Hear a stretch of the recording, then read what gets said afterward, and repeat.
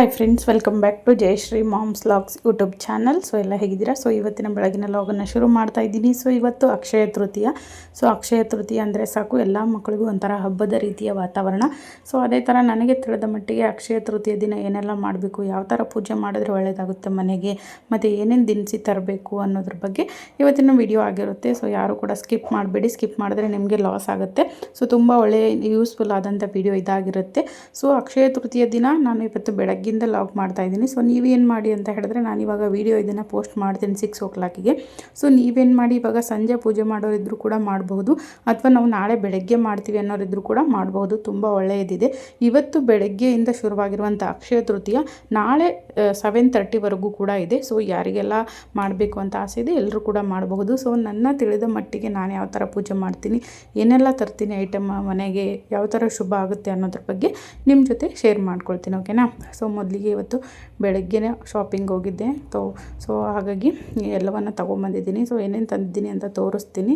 So ಇಲ್ಲಿ ನಾನು ಪೂಜೆ ಮಾಡಲಿಕ್ಕೆ ಒಂದು ಮಡಿಕೆ ತಂದಿದ್ದೀನಿ. ಸೊ ಆ ಮಡಿಕೆಗೆ ಒಂದು ಮೇಲ್ಗಡೆ ಮುಚ್ಚಕ್ಕೆ ಒಂದು ಮುಚ್ಚಳ ಕೂಡ ತಂದಿದ್ದೀನಿ. ಸೊ ಅದಾದಮೇಲೆ ಲಕ್ಷ್ಮಿಗೆ ಪ್ರಿಯವಾದ ವಸ್ತುಗಳು ಏನು ಇರ್ತವೆ ಅವೆಲ್ಲವೂ ಕೂಡ ತರಬೇಕು. ಅಂದರೆ ನಿಮಗೆ ಗೊತ್ತಿರುತ್ತೆ ಕೌಡೆ. ಸೊ ಅದ್ರ ಜೊತೆ ನೀವು ಲಕ್ಷ್ಮಿ ಸೆಟ್ ಅಂತ ಹೇಳಿದ್ರೆ ಸಾಕು, ಅದೊಂದು ಪ್ಯಾಕೆಟ್ ಇರುತ್ತೆ, ಅದು ಕೂಡ ಕೊಡ್ತಾರೆ. ಇಲ್ಲ ಅಂತ ಹೇಳಿದ್ರೆ ಎಲ್ಲ ಎರಡೆರಡು ಕೊಡಿ ಅಂದರೆ ಕೊಡ್ತಾರೆ ಐಟಮ್ಸು. ಸೊ ಸ್ವಲ್ಪ ಕಾಸ್ಟ್ಲಿ ಇರುತ್ತೆ. ನಿಮಗೆ ಯಾರಿಗಾದರೂ ಪೂಜೆ ಮಾಡಬೇಕು ಇಂಟ್ರೆಸ್ಟ್ ಇತ್ತು ಅಂತ ಹೇಳಿದ್ರೆ ತೊಗೋಬೋದು. ಸೊ ತುಂಬ ಒಳ್ಳೆಯದಾಗುತ್ತೆ ನಿಮ್ಮ ಮನೆಗೆ ಈ ರೀತಿ ಪೂಜೆ ಮಾಡಿದ್ರೆ. ಸೊ ನೀವೇನಾದರೂ ಅಕ್ಷಯ ತೃತೀಯ ದಿನ ಮಾಡಿಲ್ಲ ಅಂತ ಅಂದರೆ ಇನ್ನೊಂದು ಯಾವ ದಿನ ಪೂಜೆ ಮಾಡಬೇಕು ಅನ್ನೋದನ್ನು ಕೂಡ ನಾನು ನೆಕ್ಸ್ಟ್ ವಿಡಿಯೋದಲ್ಲಿ ಹೇಳ್ತೀನಿ. ಇವತ್ತು ಅಕ್ಷಯ ತೃತೀಯ ದಿನ ಯಾವ ಥರ ಪೂಜೆ ಮಾಡಬೇಕು ಅಂತ ಹೇಳಿ ಸಂಪೂರ್ಣವಾಗಿ ಡಿಟೇಲ್ ಆಗಿ ತಿಳಿಸ್ತೀನಿ, ಓಕೆನಾ?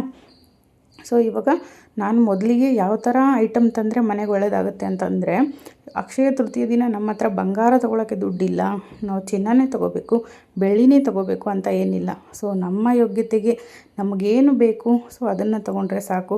ಬೇರೆಯವ್ರು ಅದು ಮಾಡ್ತಾರೆ, ನಾವು ಇದು ಮಾಡಬೇಕು, ಸೊ ಅವ್ರು ಅದು ತೊಗೊಂಡಿದ್ದಾರೆ ನಾವು ಇದು ತೊಗೋಬೇಕು ಅನ್ನೋದೆಲ್ಲ ತಲೆಯಲ್ಲಿ ಇಟ್ಕೋಬೇಡಿ. ನಿಮಗೇನು ಅನಿಸುತ್ತೆ ಅದನ್ನು ನೀವು ತಗೊಳ್ಳಿ. ಸೊ ಯಾವುದೇ ದೇವರಾಗಲಿ ಬಂಗಾರನೇ ಹಾಕಬೇಕು, ಚಿನ್ನನೇ ಹಾಕಬೇಕು ಅಂತ ಏನಿಲ್ಲ. ನಮ್ಮ ಕೈಲಿ ಏನಾಗುತ್ತೆ ನಾವು ಅದನ್ನು ಮಾಡಿದ್ರೆ ಸಾಕು. ಸೊ ಮೇನ್ ಥಿಂಗ್ ಮನೆಗೆ ಏನು ಬೇಕು, ಅಕ್ಕಿ, ಬೇಳೆ, ದವಸ ಧಾನ್ಯ ಅದಿದ್ದರೆ ಸಾಕು, ಸಮೃದ್ಧಿ ಆಗುತ್ತೆ ನಮ್ಮ ಮನೆ. ಸೊ ಹಾಗಾಗಿ ನೀವೇನು ಮಾಡಿ, ಅಕ್ಷಯ ತೃತೀಯ ದಿನ ಯಾವುದೇ ಕಾರಣಕ್ಕೂ ಯಾರ ಮಾತನ್ನು ಕೂಡ ಕೇಳಬೇಡಿ. ನಿಮ್ಗೇನು ಅನಿಸುತ್ತೆ ಅದನ್ನು ಮಾಡಿ. ಆದರೆ ದಯವಿಟ್ಟು ಮನೆಗೆ ನವಧಾನ್ಯಗಳನ್ನು ತನ್ನಿ, ಅಂದರೆ ದವಸ ಧಾನ್ಯಗಳನ್ನು ತನ್ನಿ. ಮಾಮೂಲಿಯಾಗಿ ನಾವು ಅಡುಗೆಗೆ ಏನು ಯೂಸ್ ಮಾಡ್ತೀವಿ, ಉಪ್ಪು, ಅಕ್ಕಿ, ಬೇಳೆ, ಸೊ ಈ ರೀತಿ ನೀವು ಏನಾದರೂ ತೊಗೊಂಬರ್ಬಹುದು. ಸೊ ನಾನಿಲ್ಲಿ ಉಪ್ಪು, ಬೇಳೆ, ಸಕ್ಕರೆ, ಬೆಲ್ಲ ಮತ್ತು ಅಕ್ಕಿಯನ್ನು ತೊಗೊಂಡು ಬಂದಿದ್ದೀನಿ. ಸೊ ಕಲ್ಲುಪ್ಪು ಪ್ಯಾಕೆಟನ್ನು ತೊಗೊಂಡು ಬನ್ನಿ, ತುಂಬಾ ಒಳ್ಳೆಯದಾಗುತ್ತೆ. ಮನೆಯಲ್ಲಿ ಸಮೃದ್ಧಿ ಮತ್ತು ನೆಮ್ಮದಿ ಎಲ್ಲ ಕೂಡ ಸಿಗುತ್ತೆ. ಸೊ ಹಾಗಾಗಿ ಒಳ್ಳೆಯದಾಗುತ್ತೆ, ನಿಮ್ಮದು ಎಲ್ಲ ಥರದ ರೀತಿಯಾಗಿ ಒಳ್ಳೆಯದಾಗುತ್ತೆ. ಸೊ ಹಾಗಾಗಿ ಅದನ್ನು ತೊಗೊಂಡು ಬಂದಿದ್ದೀನಿ. ಮತ್ತು ಒಂದು ಪೊರಕೆಯನ್ನು ತಂದಿದ್ದೀನಿ. ಪೊರಕೆ ಲಕ್ಷ್ಮೀ ಸ್ವರೂಪ ಅಂತಾರೆ. ಸೊ ಹಾಗಾಗಿ ಅಕ್ಷಯ ತೃತೀಯ ದಿನ ಪೊರಕೆ ತರೋದ್ರಿಂದ ಒಳ್ಳೆಯದಾಗುತ್ತೆ. ಸೊ ನೀವು ಕೂಡ ತೊಗೊಂಡು ಬನ್ನಿ. ಸೊ ನಾನು ಕೂಡ ಇಷ್ಟೆಲ್ಲ ಐಟಮ್ ತೊಗೊಂಡು ಬಂದೆ. ಸೊ ಅದಾದಮೇಲೆ ಸ್ನಾನ ಎಲ್ಲ ಮಾಡಿಕೊಂಡು ಇವಾಗ ಪೂಜೆಗೆ ರೆಡಿ ಮಾಡ್ತಾಯಿದ್ದೀನಿ. ಸೊ ಮೊದಲು ನಾನು ಮಡಿಕೆನೆಲ್ಲ ನೀಟಾಗಿ ತೊಳೆದು ಅದಕ್ಕೆ ಅರಿಶಿನವನ್ನು ನೀರಲ್ಲಿ ಕಲಸಿ ಅದನ್ನು ನೀಟಾಗಿ ಹಚ್ಕೊಳ್ತೀನಿ.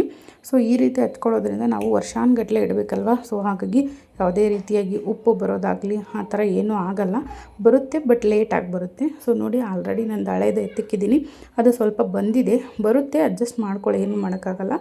ಆದರೆ ಯಾವುದೇ ರೀತಿಯಾಗಿ ನಾವು ಇದನ್ನು ಅಕ್ಷಯ ಪಾತ್ರೆ ಇಟ್ಟಾದಮೇಲೆ ಇದನ್ನು ತೊಳಿಬಾರ್ದು, ಓಕೆನಾ? ಸೊ ಒಂದು ಸರಿ ನಾವೇನು ಪೂಜೆ ಮಾಡಿಟ್ಟಿರ್ತೀವಿ ಅದು ವರ್ಷ ಪೂರ್ತಿ ಹಾಗೆ ಇರಬೇಕು, ನಾವು ಯಾವುದೇ ರೀತಿಯಾಗಿ ತೊಳೆಯಬಾರ್ದು. ಸೊ ಈಗ ಎರಡಕ್ಕೂ ಕೂಡ ನಾನು ನೀಟಾಗಿ ತೊಳೆದಾದ್ಮೇಲೆ ಅದಕ್ಕೆ ಅರಿಶಿನವನ್ನು ಹಚ್ತಾಯಿದ್ದೀನಿ. ಸೊ ಅರಿಶಿನ ಆದಮೇಲೆ ಅದಕ್ಕೆ ಸ್ವಲ್ಪ ಕುಂಕುಮದಲ್ಲಿ ಒಂದು ಸೈಡು ನೀವು ಶ್ರೀ ಅನ್ನು ಬರೀರಿ, ಇನ್ನೊಂದು ಸೈಡು ಓಂ ಅಂತ ಬರೀರಿ, ಓಕೆನಾ? ಸೊ ಈ ರೀತಿ ಪೂಜೆ ಮಾಡೋದ್ರಿಂದ ಮನೆಯಲ್ಲಿ ಸದಾ ಲಕ್ಷ್ಮಿ ನೆಲೆಸ್ತಾಳೆ. ಹಾಗೆ ಮನೆಯಲ್ಲಿ ಯಾವುದೇ ರೀತಿಯಾಗಿ ಅನ್ನದ ಕೊರತೆಯಾಗಲಿ ಅಥವಾ ಯಾವುದೇ ರೀತಿಯಾಗಿ ನಮಗೆ ಹಣಕಾಸಿನ ಕೊರತೆಯಾಗಲಿ ಕಾಣೋದಿಲ್ಲ ಅನ್ನೋದು ಒಂದು ನನ್ನ ನಂಬಿಕೆ, ಓಕೆನಾ? ಸೊ ನನಗೆ ತಿಳಿದ ಮಟ್ಟಿಗೆ ನಾನು ಈ ರೀತಿ ಪೂಜೆ ಮಾಡೋದು. ಸೊ ನೀವು ಯಾವ ರೀತಿ ಮಾಡ್ತೀರ ಅನ್ನೋದ್ರ ಬಗ್ಗೆ ಕಮೆಂಟ್ ಮಾಡಿ, ಓಕೆನಾ? ಸೊ ನನಗೆ ನಾನು ಅಷ್ಟು ದೊಡ್ಡೋಳಲ್ಲ ಅದೇ ಮಾಡಬೇಕು ಇದೇ ಮಾಡಬೇಕು ಅಂತ ಹೇಳೋಕ್ಕೆ. ಸೊ ನನಗೆ ಎಷ್ಟು ಗೊತ್ತಿದೆ ಅದ್ರ ಪ್ರಕಾರ ನಿಮಗೆ ಹೇಳ್ತಾ ಇದ್ದೀನಿ. ಸೊ ಇದರಲ್ಲಿ ಏನಾದರೂ ತಪ್ಪಾದರೆ ದಯವಿಟ್ಟು ಕ್ಷಮಿಸಿ. ನಿಮಗೆ ಯಾವ ಥರ ಗೊತ್ತಿದೆ ಆ ಥರನೇ ಮಾಡಿ. ಸೊ ನನಗೆ ಗೊತ್ತಿರೋ ಹಾಗೆ ನನಗೆ ಒಳ್ಳೆಯದಾಗಿರೋ ರೀತಿ ನಿಮ್ಮ ಜೊತೆ ನಾನು ಶೇರ್ ಮಾಡ್ಕೊಳ್ತಾ ಇದ್ದೀನಿ. ಸೊ ಇವಾಗೆಲ್ಲ ಪೂಜೆಗೆಲ್ಲ ರೆಡಿ ಮಾಡ್ಕೊಳ್ತಾ ಇದ್ದೀನಿ. ಸೊ ಹೂವು ಹಣ್ಣು ಎಲ್ಲ ಇದನ್ನು ಇವತ್ತೇ ತೊಗೊಂಬಂದೆ ನಾನು. ಸೊ ಹಾಗಾಗಿ ಲೇಟ್ ಆಯಿತು ನಂದು ಸ್ವಲ್ಪ. ಸೊ ಮಾಡ್ತಾಯಿದ್ದೀನಿ. ಸೊ ನೀವು ಕೂಡ ನಾಳೆವರೆಗೂ ಟೈಮ್ ಇದೆ, ಯಾವಾಗ ಬೇಕಾದರೂ ಮಾಡಬಹುದು. ಸೊ ನಿಮ್ಮ ಕಡೆಯಿಂದ ಪೂಜೆ ಮಾಡೋಕ್ಕಾಗಿಲ್ಲ ಅಂತಂದರೆ ಮನೆಗೆ ನವಧಾನ್ಯಗಳಾದರೂ ತನ್ನಿ, ಅಥವಾ ಯಾರಿಗಾದರೂ ಅಕ್ಕಿ ದಾನ ಅಥವಾ ಹಣದಾನ ಅಥವಾ ಏನಾದರೂ ಬಟ್ಟೆ ದಾನ, ಈ ರೀತಿ ಯಾವುದಾದ್ರೂ ಒಂದು ದಾನವನ್ನು ಮಾಡಿ. ಈಗ ಯಾರಾದರೂ ಟ್ರಾವೆಲ್ ಮಾಡ್ತಾ ಇರ್ತೀರಾ, ಬೇರೆ ಕಡೆ ಹೋಗಿರ್ತೀರ, ನಮಗೆ ಪೂಜೆ ಮಾಡೋಕ್ಕೆ ಟೈಮ್ ಸಿಕ್ಕಿಲ್ಲ ಅನ್ನೋರು ಯಾರಿಗಾದರೂ ಒಂದು ಸ್ವಲ್ಪ ಹಣ ಸಹಾಯನೋ ಅಥವಾ ಏನಾದರೂ ಯಾವುದಾದ್ರೂ ರೀತಿಯಲ್ಲಿ ಒಂದು ಸಹಾಯ ಮಾಡಿ. ಅದು ಕೂಡ ತುಂಬಾ ಒಳ್ಳೆಯದು. ಅಕ್ಷಯ ತೃತೀಯ ದಿನ ನಾವೇನು ಮಾಡ್ತೀವಿ ಅದು ವರ್ಷ ಪೂರ್ತಿ ಫಲ ಇರುತ್ತೆ ಅಂತ ಹೇಳ್ತಾರೆ. ಸೊ ಹಾಗಾಗಿ ಹೇಳ್ತಾ ಇದ್ದೀನಿ. ಮತ್ತು ಯಾವುದೇ ರೀತಿಯಾಗಿ ಆಡಂಬರದ ಪೂಜೆ ಬೇಡ, ಮತ್ತು ಆಡಂಬರದ ಖರ್ಚು ವೆಚ್ಚ ಬೇಡ. ಅನಾವಶ್ಯಕವಾಗಿ ಖರ್ಚು ಮಾಡಬೇಡಿ.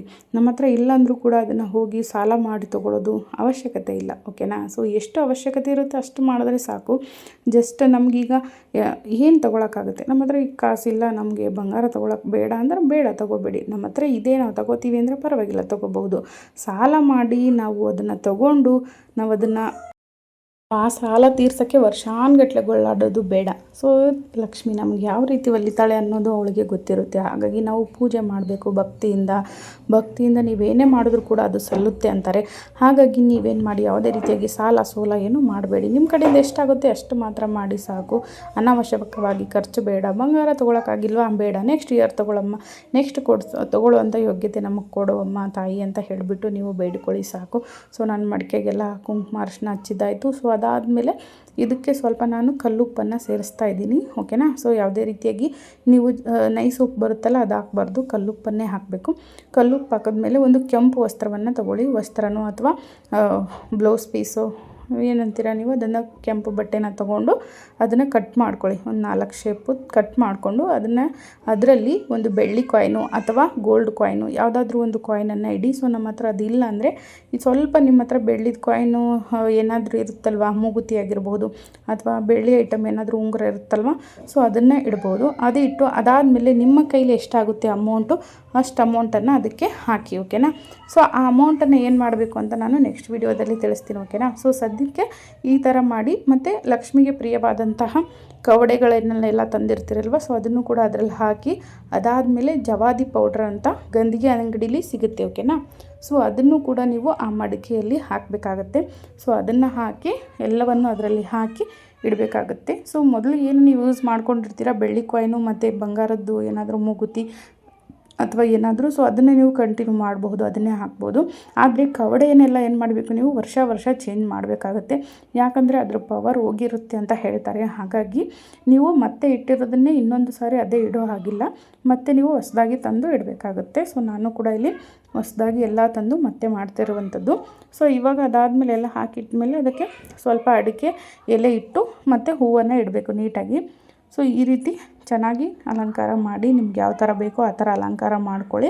ಸೊ ಅದೆಲ್ಲ ಇಟ್ಟ ಮೇಲೆ ಮತ್ತೆ ನೀವೇನು ನವಧಾನ್ಯಗಳನ್ನು ತಂದಿರ್ತೀರಲ್ವ, ಬೇಳೆ, ಸಕ್ಕರೆ, ಅಕ್ಕಿ, ಅದನ್ನು ಕೂಡ ಒಂದೊಂದು ಬಟ್ಲಲ್ಲಿ ಹಾಕಿ ನೀವು ಆ ಒಂದು ಮಡಿಕೆ ಸುತ್ತ ಇಡಬೇಕಾಗುತ್ತೆ. ಸೊ ಏನೇನು ತಂದಿರ್ತೀರ ನೀವು, ಬೆಲ್ಲ ಆಗಿರ್ಬೋದು, ಸಕ್ಕರೆ ಆಗಿರ್ಬೋದು, ಉಪ್ಪೇನು ಇಡೋ ಹಾಗಿಲ್ಲ. ಯಾಕಂದರೆ ಆಲ್ರೆಡಿ ನಾವು ಮಡಿಕೆಯಲ್ಲಿ ಉಪ್ಪು ಹಾಕಿರ್ತೀವಿ. ಸೊ ಹಾಗಾಗಿ ಉಪ್ಪನ್ನು ಹಾಕಬೇಡಿ. ಜಸ್ಟ್ ನೀವು ಬೇಳೆ ಮತ್ತು ಅಕ್ಕಿಯನ್ನು ಅದಕ್ಕೆ ಹಾಕಿ ಮತ್ತು ಸ್ವಲ್ಪ ಬೆಲ್ಲನ ಅದಕ್ಕೆ ಇಟ್ಟು ನೀವು ಪೂಜೆ ಮಾಡಿ. ಅದಾದಮೇಲೆ ಎಲ್ಲ ಅಲಂಕಾರ ಎಲ್ಲ ಆದಮೇಲೆ ನಾನು ದೀಪ ಹಚ್ಚಿ ಇಲ್ಲಿ ಪೂಜೆ ಮಾಡ್ತಾಯಿದ್ದೀನಿ. ಸೊ ತುಂಬ ಶಾಂತಿ ಫೀಲ್ ಕೊಡುತ್ತೆ ಮನಸ್ಸು. ನೀವು ಯಾವುದೇ ರೀತಿಯಾಗಿ ಪೂಜೆಯನ್ನು ಮಿಸ್ ಮಾಡ್ಕೊಳ್ಬೇಡಿ, ಓಕೆನಾ. ಸೊ ನನಗಂತೂ ಈ ಪೂಜೆ ಮಿಸ್ ಮಾಡಿಕೊಂಡ್ರೆ ನನಗೆ ಸಮಾಧಾನನೇ ಇರಲ್ಲ ವರ್ಷಾನುಗಟ್ಟಲೆ. ಸೊ ಹಾಗಾಗಿ ನಾನು ಎಲ್ಲೇ ಇದ್ದರೂ ಬಂದು ಮೊದಲು ಪೂಜೆ ಮಾಡ್ತೀನಿ. ಸೊ ನೆನ್ನೆ ಎಲ್ಲ ನಮ್ಮ ತಮ್ಮನ ಮನೆಗೆ ಹೋಗಿದ್ದೆ, ಅಲ್ಲಿಂದನೇ ಇವತ್ತು ಬೆಳಗ್ಗೆನೇ ಬಂದು ಎಲ್ಲ ತಂದು ರೆಡಿ ಮಾಡಿಕೊಂಡು ಪೂಜೆ ಮಾಡ್ತಾಯಿದ್ದೀನಿ. ಸೊ ನಿಮಗೂ ಕೂಡ ಅಷ್ಟೇ ಹೇಳೋದು, ಎಲ್ಲೇ ಇರಿ, ಹಾಗಿಲ್ಲ ಅಂದರೆ ಅನಿವಾರ್ಯ ಇದ್ದರೆ ಪರವಾಗಿಲ್ಲ, ಬಟ್ ಊರಲ್ಲಿದ್ದು ಮಾಡೋದು ತಪ್ಪಿಸ್ಬೇಡಿ. ಊರಲ್ಲಿದ್ದರೆ ದಯವಿಟ್ಟು ಮಾಡಿ, ಓಕೆನಾ. ಸೊ ಇವಾಗ ಎಲ್ಲ ಕೂಡ ತಯಾರಿ ಮಾಡ್ಕೊಂಡಿದ್ದಾಯಿತು, ನೋಡ್ತಾ ಇದ್ದೀರಾ. ಸೊ ಈ ರೀತಿ ಅಲಂಕಾರ ಮಾಡಿ, ಸೊ ಮಾಡಿಬಿಟ್ಟು ನಾನಿಲ್ಲಿ ಎಣ್ಣೆ ಹಾಕಿ ದೀಪ ಹಚ್ತಾ ಇದ್ದೀನಿ. ಸೊ ಈ ರೀತಿ ಪೂಜೆ ಮಾಡೋದ್ರಿಂದ ಏನು ಫಲ ಸಿಗುತ್ತೆ ಅಂತ ಹೇಳಿ ನಾನು ಆಲ್ರೆಡಿ ಹೇಳಿದ್ದೀನಿ.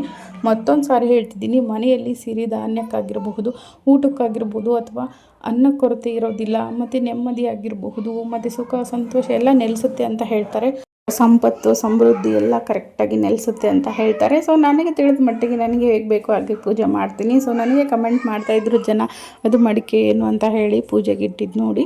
ಸೊ ಹಾಗಾಗಿ ನಿಮಗೂ ಗೊತ್ತಾಗಲಿ ಅಂತ ಹೇಳಿದೆ. ಸೊ ಈ ರೀತಿ ನನ್ನ ಪೂಜೆ ಇರುತ್ತೆ. ಸೊ ಪೂಜೆ ಎಲ್ಲ ಮಾಡಿದೆ ಇವಾಗ. ಸೊ ತುಂಬಾ ಪಾಸಿಟಿವ್ ಫೀಲ್ ಬಂತು. ಸೊ ನೀವು ಕೂಡ ಯಾರಾದರೂ ಪೂಜೆ ಮಾಡಿದರೆ ದಯವಿಟ್ಟು ಕಮೆಂಟ್ ಮಾಡಿ. ಸೊ ಹಾಗೆ ಇವಾಗ ಬೇಗ ಬೇಗ ಮುಗಿಸ್ಕೊಂಡು ನನ್ನ ತಮ್ಮನ ಮನೆಗೆ ಹೋಗಬೇಕು. ಸೊ ಅಲ್ಲೇ ಇದ್ದೆ ನಿನ್ನೆ ಎಲ್ಲ. ಸೊ ಇವಾಗ ಬಂದಿದ್ದೀನಿ. ಸೊ ಇವಾಗೆಲ್ಲ ಮುಗಿಸ್ಕೊಂಡು ಮತ್ತೆ ಹೊರಡಬೇಕು ನಾನು. ಸೊ ಇವಾಗ ನಮ್ಮ ಮನೆಯವರು ಬರ್ತಾರೆ. ಸೊ ಅವ್ರಿಗೂ ಕೂಡ ಊಟ ಹಾಕ್ಕೊಟ್ಟು ನಾನು ಇನ್ನೇನು ಹೊರಡಬೇಕು. ಸೊ ಹಾಗೆ ಯಾರಿಗೆಲ್ಲ ಇವತ್ತು ಪೂಜೆ ಮಾಡೋಕ್ಕಾಗಿಲ್ಲ, ನಾಳೆ 7:45 ಒಳಗಡೆ ನೀವು ಮಾಡಬಹುದು. ಅವತ್ತು ಕೂಡ ತುಂಬ ಒಳ್ಳೆಯ ದಿನ ಇದೆ. ಸೊ 2 ದಿನ ಬಂದಿರೋದ್ರಿಂದ ಸ್ವಲ್ಪ ಕನ್ಫ್ಯೂಷನ್ನಲ್ಲಿದ್ದಾರೆ ಎಲ್ಲರೂ ಕೂಡ. ಸೊ ಹಾಗಾಗಿ ಯಾರು ಕೂಡ ಕನ್ಫ್ಯೂಷನ್ ಮಾಡ್ಕೋಬೇಡಿ. ನಿಮ್ಗೆ ಯಾವಾಗ ಅನುಕೂಲ ಆಗುತ್ತೆ ಸೊ ಆವಾಗ ಮಾಡ್ಕೊಳ್ಳಿ. ಸೊ ಹಾಗೆ ಅಕ್ಷಯ ತೃತೀಯ ಅಂದರೆ ಅಕ್ಷಯ ಅಂದರೆ ಯಾವಾಗೂ ಕೂಡ ಕಡಿಮೆ ಆಗದದ್ದು ಅಂತ ಹೇಳಿಬಿಟ್ಟು, ಹಾಗಾಗಿ ಎಲ್ಲರೂ ಕೂಡ ಈ ಒಂದು ದಿನಕ್ಕೆ ಎಲ್ಲರೂ ಕೂಡ ಕಾಯ್ತಾ ಇರ್ತಾರೆ. ಸೊ ನೀವು ಕೂಡ ಕಾಯ್ತಾ ಇದ್ರಿ ಅಂತ ಅಂದ್ಕೊಂಡಿದ್ದೀನಿ. ಸೊ ನಿಮ್ಗೆ ಹೇಗೆ ಅನಿಸುತ್ತೆ, ನೀವು ಯಾವ ಥರ ಪೂಜೆ ಮಾಡ್ತೀರಾ ಅಂತ ದಯವಿಟ್ಟು ಕಮೆಂಟ್ ಮಾಡಿ. ಸೊ ನೋಡಿ ನನ್ನ ಪೂಜೆ ಆಯಿತು, ಹೇಗಾಗಿದೆ ಅಂತ ಹೇಳಿ ಕಮೆಂಟ್ ಮಾಡಿ. ನನಗಂತೂ ತುಂಬಾ ಇಷ್ಟ ಆಯಿತು. ಸೊ ನೋಡಿ ಈ ರೀತಿ ಸಿಂಪಲ್ಲಾಗಿ ಮಾಡ್ತೀನಿ, ಆದರೂ ಚೆನ್ನಾಗಾಗುತ್ತೆ. ಸೊ ಈ ರೀತಿ ಮಾಡಿದ್ದೀನಿ. ಸೊ ನೀವು ಯಾವ ಥರ ಪೂಜೆ ಮಾಡ್ತೀರಾ ಅಂತ ದಯವಿಟ್ಟು ಕಮೆಂಟ್ ಮಾಡಿ. ಸೊ ಅದಾದಮೇಲೆ ನಮ್ಮ ತಮ್ಮನ ಮನೆಗೆ ಹೋಗ್ಬೇಕಂತ ರೆಡಿ ಆದೆ. ನಮ್ಮ ಮನೆಯವರು ಬಂದರು ಅಷ್ಟೊತ್ತಿಗೆ. ಸೊ ಅವ್ರಿಗೂ ಕೂಡ ಊಟ ಹಾಕ್ಕೊಟ್ಟು ಇನ್ನೇನು ಹೊರಡಬೇಕಿತ್ತು. ಸೊ ಅವರು ಸ್ವಲ್ಪ ಮಾತಾಡ್ಕೊಂಡು ಕೂತಿದ್ರು. ಸೊ ಮಾತಾಡ್ಕೊತ ಕೂತ್ಕೊಂಡು ಅದಾದಮೇಲೆ ಹೊರಡೋಣ ಅಂತ ಹೊರಟ್ವಿ. ಸೊ ಇವತ್ತಿನ ವಿಡಿಯೋ ಇದಾಗಿತ್ತು. ಸೊ ಈ ವಿಡಿಯೋದಲ್ಲಿ ನಿಮ್ಗೆ ಏನಾದರೂ ಯೂಸ್ಫುಲ್ ಅನಿಸ್ತು ಅಂತ ಹೇಳಿದ್ರೆ ದಯವಿಟ್ಟು ಕಮೆಂಟ್ ಮಾಡಿ. ಆದಷ್ಟು ನಿಮ್ಮ ಫ್ರೆಂಡ್ಸ್ ಫ್ಯಾಮಿಲಿಗೂ ಎಲ್ಲರಿಗೂ ಶೇರ್ ಮಾಡಿ ಅಂತ ಹೇಳ್ತಾ, ಎಲ್ಲರಿಗೂ ಕೂಡ ಶೇರ್ ಮಾಡಿ. ಎಲ್ಲರಿಗೂ ಕೂಡ ಅಕ್ಷಯ ತೃತೀಯ ದಿನದ ಶುಭಾಶಯಗಳು. ಹಾಗೆ ಈ ವಿಡಿಯೋನ ಲೈಕ್ ಮಾಡಿ, ಆದಷ್ಟು ಚಾನಲನ್ನು ಸಬ್ಸ್ಕ್ರೈಬ್ ಮಾಡ್ಕೊಂಡು ನೋಡಿ ಅಂತ ಹೇಳ್ತಾ ಸಿಗ್ತೀನಿ ಮತ್ತೊಂದು ವಿಡಿಯೋದಲ್ಲಿ. ಅಲ್ಲಿವರೆಗೂ ನನ್ನ ಚಾನಲನ್ನು ಸಬ್ಸ್ಕ್ರೈಬ್ ಮಾಡ್ಕೊಂಡಿರಿ. ಹಾಗೆ ಎಲ್ಲರೂ ಕೂಡ ಶೇರ್ ಮಾಡಿ. ಮತ್ತೆ ಸಿಗ್ತೀನಿ ಯೂಸ್ಫುಲ್ ವಿಡಿಯೋದೊಂದಿಗೆ.